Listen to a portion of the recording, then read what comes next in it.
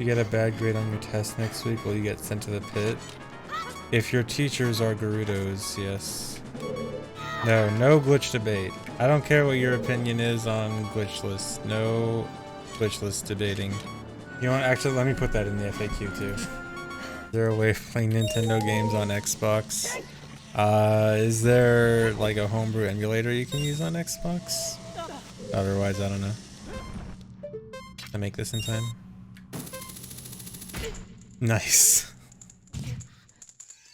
I was thinking I was gonna get a hook shot jump off that. Brain perfect accident. Oh, nice, Leela. Is that... I assume that's not supposed to be something you're supposed to be able to do? Glitchless. Okay, if you accidentally do a glitch in glitchless and it doesn't save time, it's okay. I should probably put that in the FAQ. Customer facing feature exploited by the community. Interesting. What do I think of the Winds of Time April Fool's custom thing? At first, I thought it was just a Wind Waker skin for OOT, which I was like, okay, I've seen this a million times before. I probably saw this a decade ago. And then I realized it was actually a Wind Waker mod made look like OOT, and that was a bit more interesting. But still, it's kind of like, okay, kind of cool, but whatever. Glitchless Pog, Nimpize Sag. No, Glitchless Nimpize is also Pog. No, this category is actually really cool. It's actually really hard. What if you intentionally do a glitch that costs time just to show off? I think that wouldn't disqualify you. No, I haven't run regular glitchless of any game. I mean, I've probably run games that didn't have glitches at the time that I ran them. No, I never ran Spirit Tracks. Say you're allowed one glitch, what would you use for 100%? Are we talking about regular OT or Nimpize? You'd use one glitch. My initial thought would probably be, assuming it's regular. Okay, yeah, regular. I would think dot skip. Probably. I don't count SRM. If it's SRM, I would count it as one single use of SRM with ace band. So then, like, well, I don't know, one single use of SRM just to get the items might be worth it. Yeah, this category is hard. Why is the hundo discussion taking so long? There is no hundo discussion until the SRM stuff is figured out. So it's the SRM stuff getting figured out that's taking long. And that's because SRM is complicated. Come on. Oh my god, this is slow.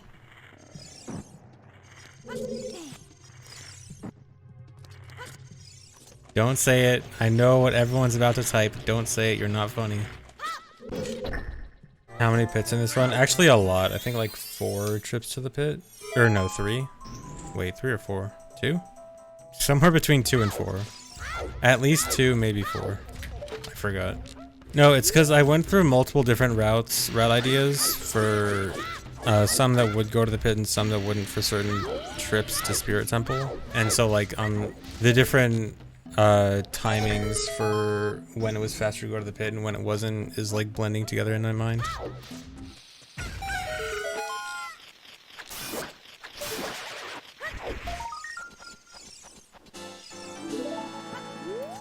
You can climb that. I know it's a joke, but that wall is only climbable in Nimpize. In Nimpize, it basically switches that wall and the wall below. Because like, in vanilla, that wall you cannot climb, but the one at the bottom of DMT you can. In this, the one at the bottom of DMT you cannot climb, and you can climb that one. English isn't slower because there's nothing to compare to. There is only English for this. Roughly what turns to the Rise cutscene? Honestly, not much, because really there's only intro, Zelda, Master Sword, and the Medallion cutscenes, and then other than that, it's pretty cutscene free. And the Medallion cutscenes are all shorter than the vanilla ones, because they don't have like the outside of Chamber of Sages part, and the Chamber of Sages part's usually like a minute. Oh wait, I can buy Hylian Shield here?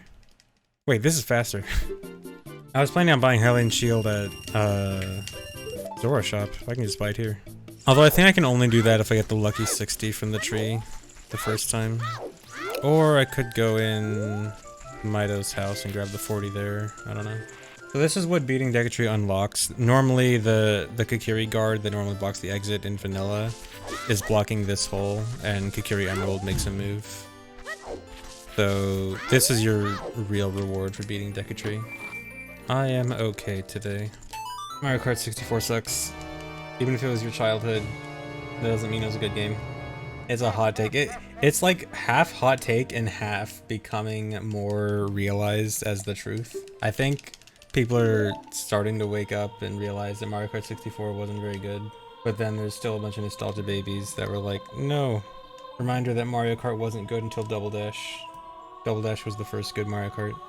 Yeah, I could see Mario Kart 64 speedruns being like, when I say a game is good or bad, that usually does not mean anything about the speedrun. Like, bad games can be good speedruns, good games can be bad speedruns. So yeah, I totally, if you say Mario Kart 64 speedruns are good, while they're not my favorite, I get where you can come from, where people are coming from with that. Next, I'm going to say Red Blue wasn't the only good Pokemon game. I despise Gen 1ers. Gen 4s. Gen 4s are reasonable people. I do like Super Metroid. I think Super Metroid is one of the greatest games of all time. I'm not just some old gamey hater. There are some old games that are very good, and Super Metroid is one of them.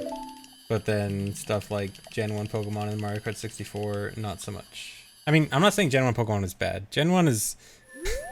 For what it did for its time and everything, Gen 1 is still fine. It's just like... Dude, Pokemon improved so much past Gen 1.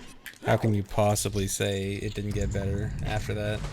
Smash 64. Smash 64 is pretty much the same, where it's like, it's fine for what it is, but like, the later Smash games are so much better. Or, I guess, specifically Melee and I guess Ultimate. The ones in between are, you know. Let's not make this a Smash debate, because those get way too annoying. Yeah, this run fights Bongo normally. So, note about Bongo. Ice arrows are actually slower on Bongo than regular arrows, but I'll use ice arrows for the fans. Also, it's easier.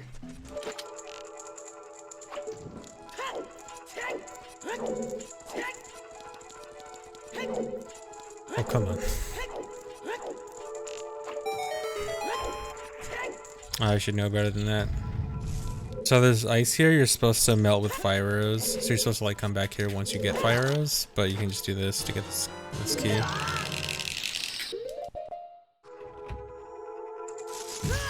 Every time.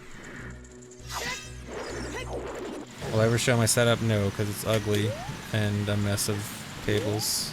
I don't want anyone to laugh at my cable management. Yeah, they drop out of the ceiling. The way that actually works is that they're sitting on a white platform that disappears when you hit a switch. So you hit the switch, the platform disappears, and then they just fall.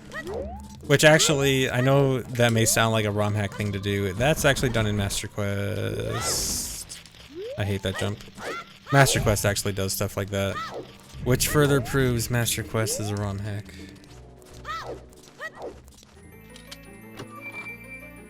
How did I know the chest was there without using lens? I'm just that good, man. I can see invisible stuff because I'm just so good at the game. I just know. No, dude. That's really bad. How do I get the heart back? Dude, I can't. No. Okay, there's sort of something I can do. Or how do I want to do this? Okay. Okay, that didn't work. Okay, I think Alright, this is I'm gonna have to take the long way around and lose a lot of time. Here, you know what? Give me a heart. Come on.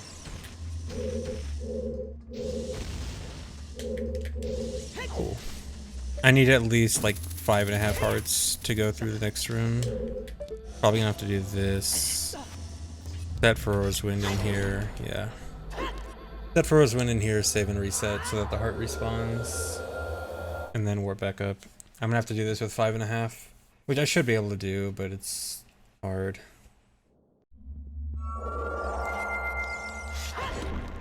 What? Huh? Are they seriously one time? They should totally respawn. What? Okay, well now I have to farm from the keys in the next room. Yeah, I guess it must have been one of the permanent collectible flags and not a temp flag. That is strange. Alright, I just have to hope that this keys can give me a heart. Because the torch slugs aren't going to.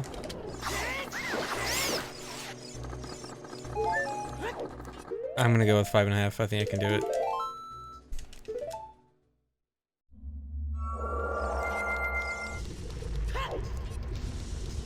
Oh, you know what? That text actually helps a lot. That text is basically like an extra 4 seconds. Okay, you know what? I actually didn't take into account that text helping out in here. That actually probably makes this a good amount easier. Yeah, the lob actually voiding you out is actually a pretty cool idea and makes it a lot harder. It just makes it a lot harder. Yeah, the text is only after a reset, but I do required save warps in Fire Temple anyway, so I was, or actually wait. No, because it would be after I go through that lava room, so that would get rid of the text. So yeah, never mind. Oh no. Oh no. Okay. Also, keys do 2 hearts in this instead of half a heart. Okay, the rest of Fire Temple is easy. I got past all the hard stuff. Yeah, Ganon does 13 hearts of damage in this. Oh my god. So even with all the heart containers I'm getting, I could still die to Ganon. I mean, I shouldn't. I've gotten hit by Ganon like 2 times in the last 10 years, but still. Yeah, he'll one-shot me. Why did I make my fire medallion spit fire arrows? I must have been adding my split icons too quickly, and I chose fire arrow when I meant fire medallion. Yeah, you're doing damage by dropping the bombs there, because it's hitting a different hitbox for Wagia under the arena. Oh my god, I got ISG. Run invalid. Seeing me just walk into the blue warp feels wrong. It feels good, honestly. I'm glad. I like not having to always do really precise cutscene skips and wrong warps. I like doing something easy, like pressing up. God, Fire Temple is 25 minutes. I mean, I probably lost like 3 minutes to the heart, the health thing, but still. Fire Temple's so long. Water Temple's even longer. I don't even think I'll beat Water Temple by 3 hours. Pretty sure Water Temple is the longest dungeon, but there's something fun coming up. Hey there. Yeah, the fire medallion icon is supposed to be fire medallion, not fire arrows. I guess I just rushed making my icons. Cool. So what really sucks about, are you serious? Let me, please. And then this room. Oh, come on. So this room, you're supposed to push an Armos block underwater, and it takes a really long time. But you can hookshot this Armos to... Nice, okay. That's actually really precise, because you have to hookshot him like right after he unfreezes, so that he doesn't move a huge amount. Okay, those 2 rooms actually went really good. Those were like 2 of the hardest rooms in the game, and they were both really good. Oh, hookshotting and Armos is a glitch, huh? I hope you guys never stunned an Armos in your casual playthrough, you cheaters. Goal time for this is like 4 hours. I was thinking between 3:30 and 4 hours. The more I think about it, going through this run, it's definitely gonna be closer to 4. No. Whatever. It worked. I was late on the nut. Interest 7 months, 6 strong independent woman, 9. Come on. Did I actually take damage from that? I saw my health went down, right? What? Does Darkling's fall damage actually affect me? Is that normal? Have I never noticed that in Nimpize? Yeah, I'm gonna check that later.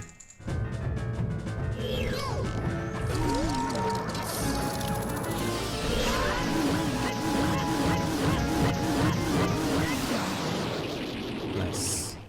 Yeah, Bongo has a special thing for when you hit him with ice arrows.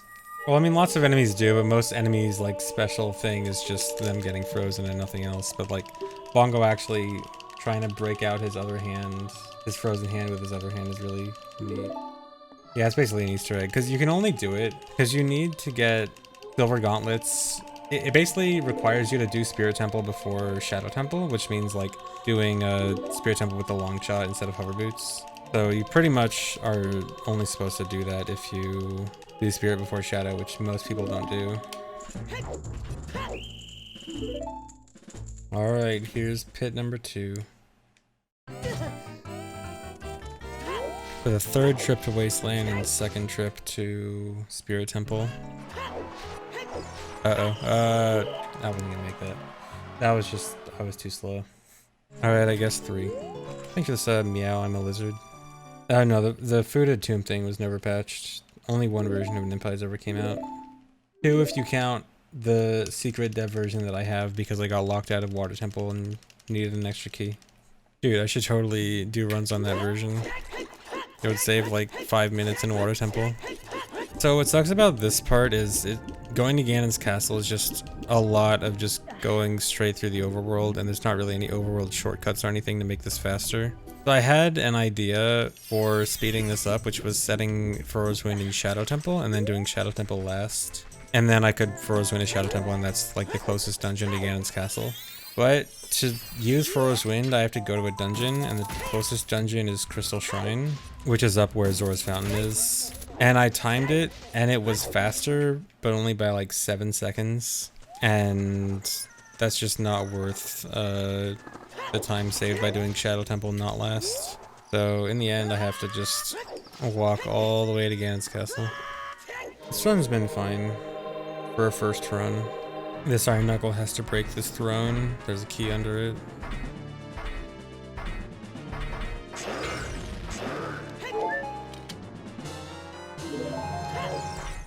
Maybe it would be faster to damage him to knock his armor off. I should try that. I'm not sure because it does take a few seconds, but maybe. I'll time that. Although I just know I would accidentally kill him out of habit. For sure.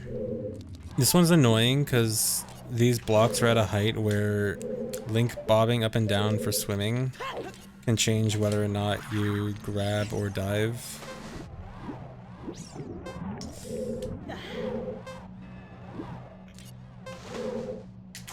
Like the water level for this should have been raised just like a tiny bit. Oh no.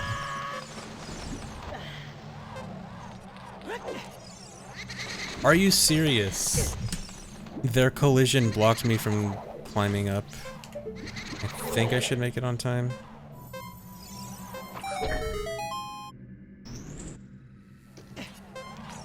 Are you serious? Is the door unlocked? Okay, the door's unlocked.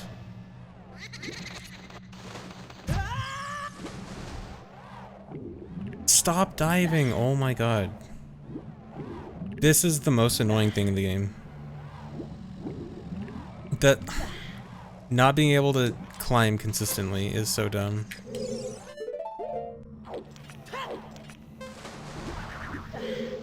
Are you serious? Wait, no, I have to redo the puzzle anyway because I have to jump on the Armos. Oh my god. Stop it! Okay, I have to re-enter the room. I have to... Okay, even if I already opened the door, I still have to redo the puzzle. I can't even climb out. Are you serious?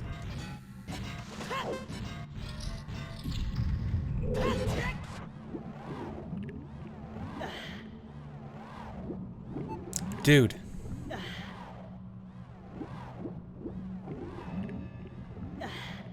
No, the ice block thing is actually super annoying. I was getting annoyed at it in my casual playthrough too. Like, it's definitely something that I would consider bad design. It's a really simple fix too. You just raise the water level a tiny bit. Because the issue is that Link's bobbing up and down is putting him in and out of the range of where he can actually climb up. So all you do is just raise the water level the tiniest bit and then it's good.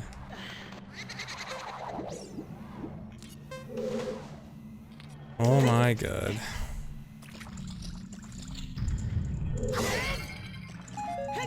And remember that all happened because I got a small jump off the Armos instead of a big jump. Otherwise I would have made it the first time. Okay, that was not good for my health. Mental health? Yes, this is very bad for my mental health. Are you serious? That's unfair. Alright, so this next room is like the main reason why I get ice arrows in the first place. Okay, yeah, so the thing about Mito, so in Forest Temple, there's a handful of signs around the Forest Temple that talk about Mito. So Mito's like one of Ganondorf's minions in this.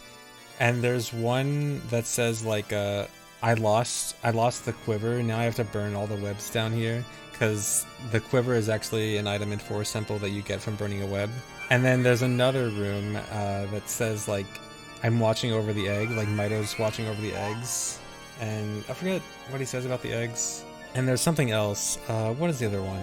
I know he says something like Ganondorf's gonna get mad at me if I do something. I forgot what it was. I'll go back and check after the run. We'll go investigate Mito's backstory after the run. But yeah, so he's like one of Ganondorf's servants and isn't a very good one, and ends up getting thrown in a cage because he didn't do a good job. Cool, I didn't get hit by 13 hearts of damage.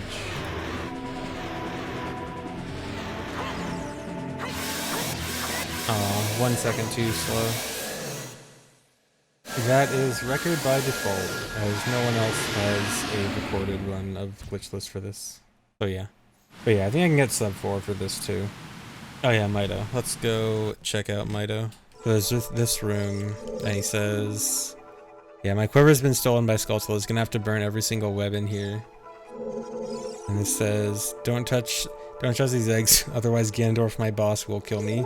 And so you see, this is a required room in the dungeon to break all of these eggs. So by breaking all the eggs in here and getting out, Ganondorf takes his revenge on Mito. And so this room is, lore-wise, the reason that Mito is in the cage in Ganon's castle. Here, I'll show the cage again. Right here. Poor little kid.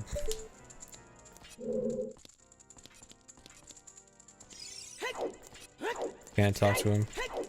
Oh yeah, Darkling fall damage. I gotta check that out too. Wow. He really does. His fall damage is linked to yours for some reason. I don't think you can kill him with fall damage. Although, I don't know if fall damage does damage to him. I think it just does damage to me.